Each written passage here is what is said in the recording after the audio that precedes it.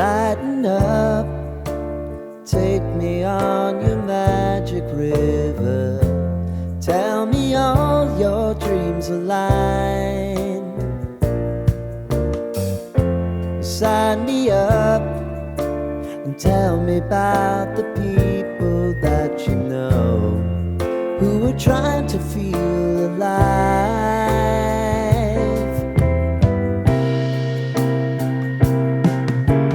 Life can get hard, so honey, if you need to. Hello friends, आप सबको मेरा नमस्कार। मैं सस्मिता आप सबको मेरे चैनल माई स्पेशल स्टोरी में स्वागत करती हूँ। आज मैं आपके साथ शेयर करूंगी और एक ऑथेंटिक पिठा की रेसिपी। उड़ीसा में एक फेस्टिवल है जिसे हम बोड़ा अमावस्या बोलते हैं। बोड़ा मतलब मैंगो का जो फ्लावर आता है ना, पहली बार वो उसे बोड़ा कहा जाता है। मैंगो का वो फ्लावर और या फिर जिसे हम बोड़ा बोलते हैं, वो पेड़ में आने के बाद पहला जो अमावस्या पड़ता है ना, वो अमावस्या को हम बोड़ा अमावस्या बोलते हैं। तो इस बोड़ा अमावस्या में एक पिठा बनाया जाता है, इसे बोड़ा गौंठा पिठा कहा जाता है और कहीं कहीं उसे खीरा गौंठा पिठा भी बोला जाता है। खीरा मीन्स मिल्क। दूध में इस पिठा को बनाया जाता है। ये खाने में बहुत ही सॉफ्ट एंड बहुत ही डिलीशियस होता है क्योंकि इसको कम्प्लीटली दूध में ही पकाया जाता है, जिसकी वजह से इसमें बहुत सॉफ्टनेस एंड क्रीमीनेस रहता है जो कि खाने में बहुत टेस्टी लगता है। और ये जो गौंठा पिठा है, ये पिठा जगन्नाथ जी के 56 भोग में से एक भोग भी है। ये जो गौंठा पिठा है ये प्रभु जगन्नाथ और माता लक्ष्मी को बहुत प्रिय है। कैसे इसको बनाया जाता है उसको जानने के लिए मेरे वीडियो को एंड तक जरूर देखिएगा। अगर आपको आज की उड़ीसा का ऑथेंटिक खीरा गौंठा पिठा की रेसिपी अच्छी लगेगी तो अपने फ्रेंड्स एंड फैमिली के साथ जरूर शेयर कीजिएगा। अगर मेरे चैनल में नए हैं तो प्लीज सब्सक्राइब जरूर कीजिएगा। तो चलिए फिर बनाते हैं उड़ीसा का famous creamy and delicious traditional pitha, khira gaintha पिठा। पिठा बनाने के लिए हमें चावल का आटा चाहिए। तो मैंने यहाँ पे होममेड चावल का आटा लिया है। आप चाहे तो मार्केट में मिलने वाला चावल के आटा से भी बना सकते हैं। आप घर का बनाया हुआ आटा ले या फिर मार्केट वाला आटा ले। चावल का आटा जो बहुत ही स्मूथ होना चाहिए, उसमें दरदरापन नहीं रहना चाहिए। तो मैंने यहाँ पे 1 कप होममेड चावल का आटा लिया है। इसको हम बाउल में निकाल देंगे। इस रेसिपी में आप मेजरिंग कप यूज करें या फिर कोई भी कटोरी या फिर घर में अवेलेबल कोई भी कप आप यूज करें, वही सेम कप सारे मेजरमेंट के लिए यूज करिएगा। तो जिस कप में या फिर कटोरी में माप के आप चावल का आटा लीजिएगा, वही सेम कप या कटोरी से हाफ कप ऑफ पानी इसमें ऐड करिएगा। अब दोनों को हम अच्छे से मिक्स कर देंगे ताकि इसमें कोई लम्स ना रहे। घर में चावल का आटा कैसे बनाया जाता है मैंने आपको बहुत बार दिखाया है। अरवा चावल को 4 से 5 घंटा के लिए भिगा के रख दीजिएगा। फिर उसके बाद उसको छान के एक कॉटन कपड़ा के ऊपर उसको सुखा दीजिएगा फैन के नीचे। जब वो थोड़ा सा सूख जाए लेकिन उसमें मॉइस्चर रहना चाहिए, फिर उसके बाद उसको ग्राइंड करके उसका पाउडर बना लीजिएगा। तो चावल का स्लरी अब हमारा रेडी है। अब इसका हम डो बनाएंगे। तो कैसे इसका डो बनाया जाता है चलिए मैं आपको दिखाती हूँ। तो चावल का डो बनाने के लिए कढ़ाई में मैं लूंगी 1 कप मिल्क। जिस कप में मेजर करके आप चावल का आटा लीजिएगा वही सेम कप या कटोरी में मेजर करके यहाँ पे मिल्क लीजिएगा। तो मैंने यहाँ पे 1 कप मिल्क लिया है। और चावल का डो जो वो फीका ना लगे इसलिए मैं दूध में डाल दूंगी 2 टीस्पून चीनी एंड 1/4 टीस्पून ऑफ नमक। तो चावल के आटा के लिए, तो 1 कप चावल के आटा के लिए मैंने यहाँ पे 1 कप दूध लिया है और हाफ कप पानी में चावल का आटा को मिक्स किया है। ये चावल मेरा होममेड चावल का आटा है जैसे मैंने आपको कहा। लेकिन अगर मार्केट वाला चावल का आटा आप लेते हैं तो 1.5 कप ऑफ दूध लीजिएगा एंड हाफ कप ऑफ पानी में चावल का आटा को मिक्स करिएगा। अब मैं दूध में एक अच्छा सा बॉयल आने के लिए छोड़ दूंगी। अब दूध में बॉयल आ गया है। चावल का आटा का जो हमने स्लरी रखा है ना, उसको फिर से आप मिक्स कर लीजिएगा क्योंकि थोड़ा टाइम रहने के बाद चावल का आटा नीचे बैठ जाता है, इसलिए इसको फिर से मिक्स कर लीजिएगा। फिर एक हाथ से इसको डालिएगा और एक हाथ से इसको मिक्स करते जाइएगा, नहीं तो इसमें लम्स आ जाएंगे।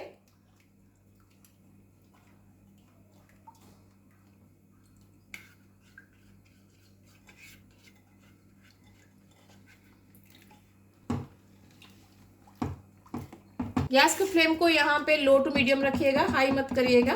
और कंटिन्यूअसली चावल का आटा को दूध में मिक्स करते जाइएगा। जब डो मिल्क के साथ अच्छे से मिक्स हो जाए तो आप इस स्टेज पर इसमें डाल दीजिएगा 1 टेबलस्पून घी ताकि डो हमारा थोड़ा सा स्मूथ एंड सिल्की बने। अब हम इसको 5 से 10 मिनट के लिए लो टू मीडियम फ्लेम पर कुक करेंगे। इतना स्टेज तक इसको कुक करना है, मैं आपको आगे दिखाऊंगी। जब चावल का आटा पकना स्टार्ट हो जाएगा ना, ऐसे ही वो कढ़ाई को स्मूथली छोड़ने लगेगा। तो चावल का डो को पकाते हुए 4 से 5 मिनट हो गया है। अब इसको हम चेक करेंगे। हाथ को थोड़ा सा गीला करिएगा पानी से, फिर उसका एक छोटा सा बॉल बनाइएगा अगर ये हाथ में बिना चिपके ऐसे बॉल बन जाता है तो इसका मतलब है चावल का डो हमारा अच्छे से कुक हो गया है। लेकिन आप देख सकते हैं अभी हाथ में थोड़ा सा लग रहा है, इसका मतलब ये अभी कुक नहीं हुआ है। तो अब इसको हम और 2-3 मिनट कुक करेंगे। अगर चावल का आटा को आप अच्छे से कुक नहीं करेंगे, जल्दी में इसको निकाल देंगे तो क्या होगा, जब हम इसका बॉल बना के मिल्क में डालेंगे ना, ये फिट जाएगा। इसलिए चावल के आटा को अच्छे से कुक होना बहुत जरूरी है। तो अभी 1 से 2 मिनट हो गया है। फिर से हम चावल के आटा को टेस्ट करेंगे अभी पका के नहीं पका है। फिर से हाथ को गीला करिएगा और फिर से इसका एक बॉल बनाइएगा। अगर बिना हाथ में लगे ये ऐसे बॉल बन जाता है तो इसका मतलब है चावल का आटा अब हमारा हो गया है। तो आप देख सकते हैं अभी हाथ में चिपक नहीं रहा है और कितना अच्छे से ये बॉल बन जा रहा है। तो इसका मतलब है चावल का आटा अब हमारा हो गया है। अब हम गैस को बंद कर देंगे। अब इसको कवर लगा के हम 3 से 4 मिनट के लिए छोड़ देंगे, ताकि अगर कोई कसर बाकी भी रह गई होगी चावल का आटा को पकने में तो वो पूरी हो जाए। प्लेट में आप चावल का आटा का डो को आप रखेंगे, उस प्लेट के ऊपर थोड़ा सा घी या फिर तेल ग्रीस कर लीजिएगा।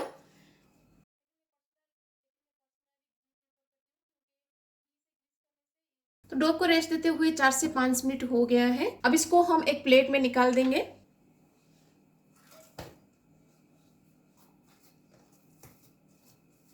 अभी ये बहुत गर्म है, इसलिए मैं अभी इसको 3 से 4 मिनट के लिए छोड़ दूंगी ताकि ये थोड़ा सा ठंडा हो जाए। जितना टेम्परेचर में आप इसको हाथ में पकड़ के इसका बॉल बना सकते हैं, उतना टेम्परेचर तक आप इसको ठंडा होने के लिए छोड़ दीजिएगा। तो चावल का आटा का डो अभी थोड़ा सा ठंडा हो गया है। अभी भी थोड़ा सा गर्म लग रहा है, लेकिन इतने स्टेज पे मैं इसको हाथ में पकड़ सकती हूँ।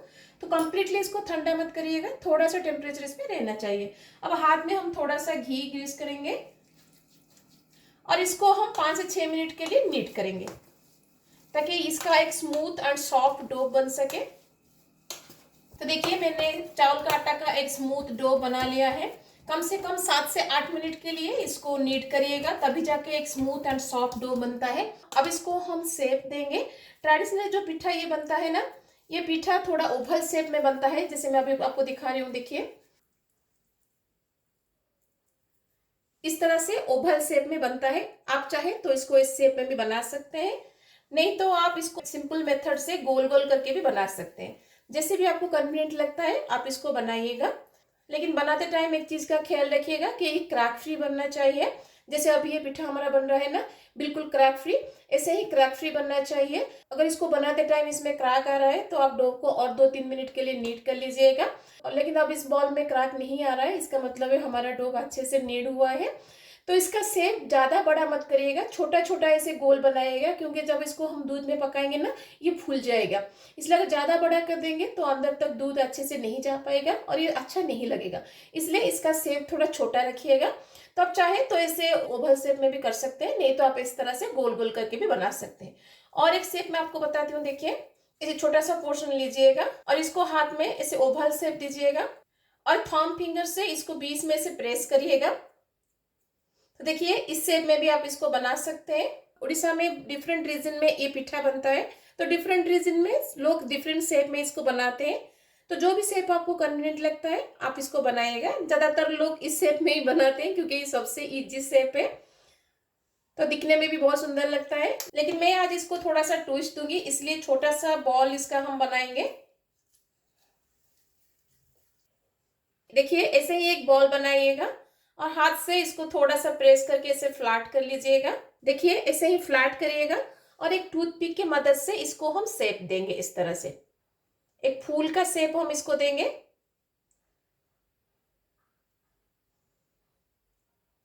देखिए इस तरह से मैंने शेप दिया है। अब जो चारों तरफ इसका एजेस है ना, उसको थोड़ा सा हम फूल का शेप देंगे। तो आप देख सकते हैं कैसे मैं कर रही हूं।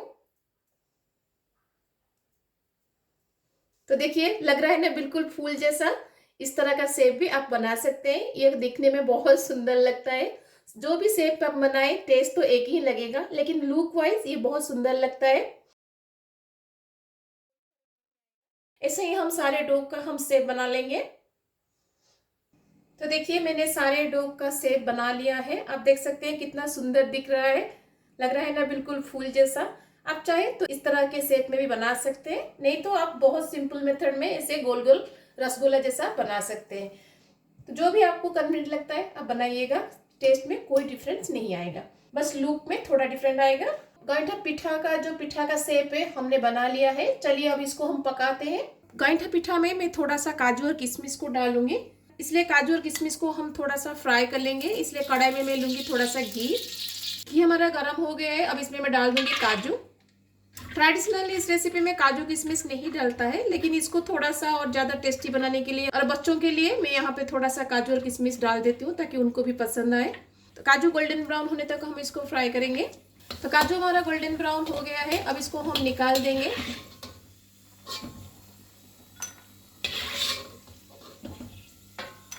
अब घी में हम डाल देंगे किशमिश। तो किशमिश भी अब हमारा हो गया है, इसको भी हम निकाल देंगे।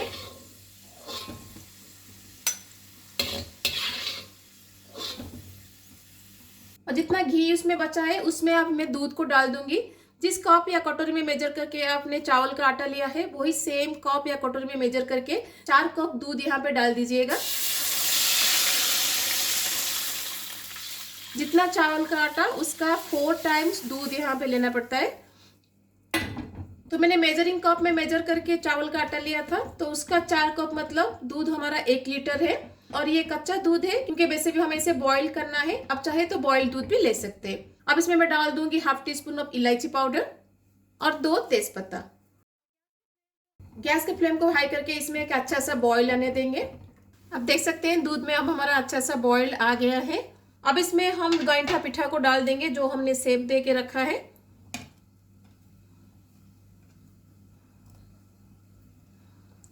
तो सारे गाइठा पिठा को मैंने दूध में डाल दिया है। आप देख सकते हैं यह अभी दूध के अंदर डूब गया है। जब ये आहिस्ता आहिस्ता पकेगा, ऊपर आके तैरना शुरू हो जाएगा। जब तक सारा पिठा ऊपर आके नहीं तैरते हैं तब तक हमें इसे बॉईल करना है। तो आप देख सकते हैं दूध में अभी फिर से बॉईल आना शुरू हो गया है। इतना स्टेज तक गैस के फ्लेम को हाई रखिएगा। जब इसमें अच्छा सा बॉईल आ जाएगा फिर उसके बाद गैस के फ्लेम को मीडियम कर लीजिएगा। और मीडियम फ्लेम में हमें इसे तब तक पकाना है जब तक सारा पिठा ऊपर आके नहीं तैरते हैं, जो कि 6 से 7 मिनट लगता है। अब मैं गैस के फ्लेम को मीडियम कर दूंगी और मीडियम फ्लेम में इसको हम 6 से 7 मिनट के लिए छोड़ देंगे। तो गाइठा पिठा का दूध को थोड़ा सा गाढ़ा बनाने के लिए मैंने यहाँ पे 1 टेबलस्पून चावल का आटा लिया है। तो इसमें अब मैं डाल दूंगी 1/3 कप ऑफ मिल्क। आप चाहे तो पानी डाल के भी इसका स्लरी बना सकते हैं। अब दोनों को हम अच्छे से मिक्स कर देंगे ताकि इसमें कोई लम्प्स ना रहे। तो दूध में डालने के लिए चावल का स्लरी अभी रेडी है। तो आप देख सकते हैं पिठा अब हमारा ऊपर आके तैरना स्टार्ट हो गया है। तो आप देख सकते हैं पिठा अब हमारा ऊपर आके तैरना स्टार्ट हो गया है। इसका मतलब है पिठा अब हमारा लगभग हो गया है। अब इस स्टेज पर हम इसमें डाल देंगे थोड़ा सा black pepper powder, pinch of नमक, और स्वीटनेस के लिए मैं यहाँ पे कंडेंस मिल्क यूज कर रही हूँ, लेकिन ट्रेडिशनली इसमें चीनी यूज होता है। जितना चावल का आटा लीजिएगा उसका आधा चीनी इसमें डाल दीजिएगा। तो मैंने यहाँ पे half cup of condense milk डाला है। अब इसको हम और 3 से 4 मिनट के लिए कुक करेंगे ताकि जो कंडेंस मिल्क हमने डाला है वो अच्छे से कुक हो जाए। तो कंडेंस मिल्क को कुक करते हुए 5 से 6 मिनट हो गया है। अब इसमें हम काजू और किशमिश को डाल देंगे और उसके साथ मैंने यहाँ पे half cup of grated coconut डाला है। अगर आपको कोकोनट पसंद नहीं है तो आप यहाँ पे कोकोनट भी स्किप कर सकते हैं। अब इसको हम और 3 से 4 मिनट के लिए कुक करेंगे ताकि नारियल जो हमने डाला है वो थोड़ा सा सॉफ्ट हो जाए। नारियल को डाल के कुक करते हुए 3 से 4 मिनट हो गया है। तो अब हमारा गाइठा पिठा रेडी है। अब हम गैस को बंद कर देंगे। इतना स्टेज पर आप इसको ठंडा करके खा सकते हैं, लेकिन मैं इसमें थोड़ा सा और ट्विस्ट दूंगी। तो चलिए क्या मेरा ट्विस्ट है मैं आपको दिखाती हूँ। जितना स्टेज तक मैंने आपको दिखाया उतना स्टेज तक बनाकर आप इसको खा सकते हैं। बस एक स्टेप बाकी है जिसमें हमें थोड़ा सा चावल का स्लरी ऐड करना है। अगर आप उतना स्टेज तक बनाकर खाना चाहते हैं तो निकालने से 5 मिनट पहले जो चावल का स्लरी हमने बनाया है ना उसको ऐड कर लीजिएगा। फिर उसको 5 से 7 मिनट के लिए कुक कर लीजिएगा, फिर इसको निकाल दीजिएगा। बस वही एक स्टेप बाकी है जिसे मुझे ट्विस्ट देने टाइम बनाना है, इसलिए मैंने सारे पिठा को ना दूध से निकाल के प्लेट में रख दिया है। बाकी का जो दूध बचा है ना उसमें ही हमें ट्विस्ट देना है, क्योंकि जितना टाइम मुझे लगेगा उसको फिर से थोड़ा सा अलग से बनाने के लिए उतना टाइम में पिठा ओवर कुक हो जाएगा और पिठा जो है वो फिट जाएगा। इसलिए मैंने उसको दूध से निकाल दिया है, क्योंकि पिठा हमारा ऑलरेडी पक चुका है। और आपको एक पास से दिखाती हूँ कि देखिए कितना सॉफ्ट ये बना है। बहुत ही सॉफ्ट ये बनता है और बहुत ही टेस्टी ये लगता है। तो चलिए अब हम दूध में थोड़ा सा ट्विस्ट देते हैं। तो बाकी का जो दूध बचा है उसमें मैं अभी चावल का स्लरी जो हमने बनाया था उसको ऐड कर दूंगी। और चावल का स्लरी डालते हैं इसको इमीडिएटली मिक्स करिएगा, नहीं तो इसमें लॉम्स आ जाएगा। जो ट्विस्ट की मैं बात कर रही थी वो है अपराजिता फूल, जिसे हमें बटरफ्लाई फ्लावर भी कहते हैं। ये मैंने मार्केट से खरीद के लाया है, इसलिए थोड़ा सा सूख गया है। अगर आपको फ्रेश मिलता है तो फ्रेश अपराजिता फूल आप यूज कर सकते हैं। तो मैंने यहाँ पे 1 टीस्पून अपराजिता फूल लिया है। अपराजिता फूल का कोई फ्लेवर नहीं होता है, मुझे बस इसका कलर थोड़ा चेंज करना था, तो मैं आर्टिफिशियल कलर यूज नहीं करना चाहती थी, इसलिए मैंने इसको नेचुरल कलर देने के लिए अपराजिता फूल यूज किया है। अपराजिता फूल का एक खुद का एक कलर होता है, जिसके वजह से ये दूध भी थोड़ा सा ब्लू कलर हो जाएगा। और उसके साथ इसको अच्छा सा फ्लेवर देने के लिए मैं यहाँ पे डाल रही हूँ 2 अन्नपूर्णा पत्ता।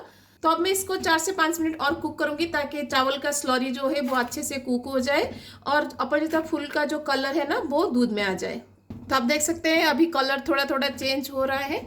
हम इसे जितना पकाएंगे उसका कलर उतना ही एक्स्ट्रा होगा और दूध को एक अच्छा सा कलर मिलेगा। चावल का स्लरी और फूल डाल के पकाते हुए 6 से 7 मिनट हो गया है, तो चावल का आटा भी हमारा अच्छे से कुक हो गया है। तो अब मैं गैस को बंद कर दूंगी।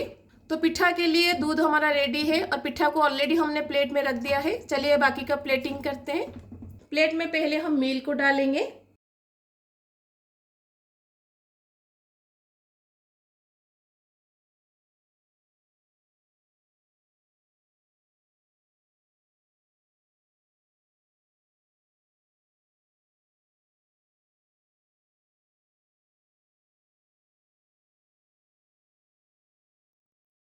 अब इसके ऊपर हम पिठा को रखेंगे।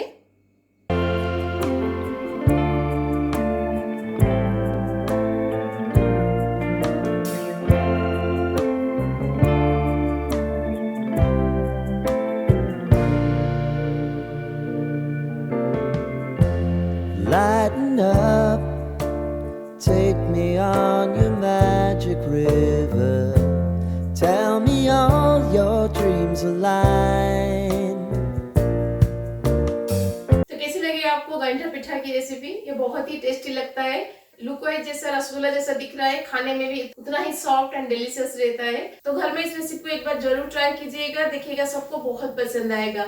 अगर सबको अच्छी लगेगी तो अपने फ्रेंड्स एंड फैमिली के साथ जरूर शेयर कीजिएगा, ताकि ये जो ट्रेडिशनल रेसिपीज होता है हमारे भारत का वो सबके पास पहुंच सके और हमारा जो नेक्स्ट जनरेशन है वो भी इस रेसिपी के साथ जुड़ सके और उनको भी पता चले कि भारत में क्या क्या ट्रेडिशनल रेसिपीज है जो आजकल बहुत कम बनने लगा है और शायद किसी किसी घर में तो बनता भी नहीं है। इसलिए इस रेसिपी को ज्यादा से ज्यादा शेयर जरूर कीजिएगा। अगर मेरे चैनल को पहली बार देख रहे हैं या सब्सक्राइब नहीं किया है तो प्लीज सब्सक्राइब जरूर कर लीजिएगा।